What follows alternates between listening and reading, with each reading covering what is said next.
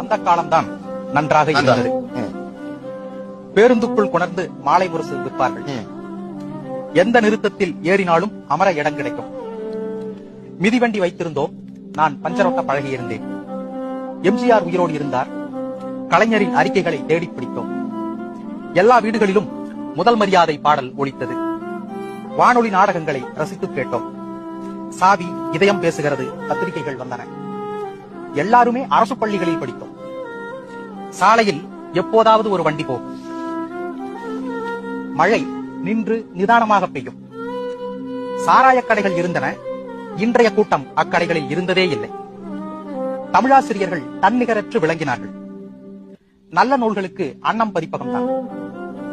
வேலைக்கு போகாதவன் எந்த குடும்பத்திற்கும் பாரமாயில்லை.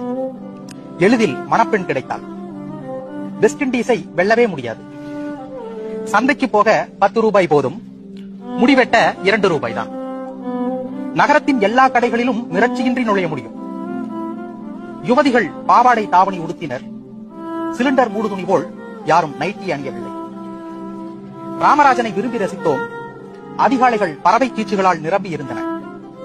புது துணிகளை விசேஷங்களுக்கு என்று உடுத்தாமல் வைத்திருந்தோம். ஊசல் சுவர் கடிகாரத்திற்கு சாவி கொடுத்தோம்.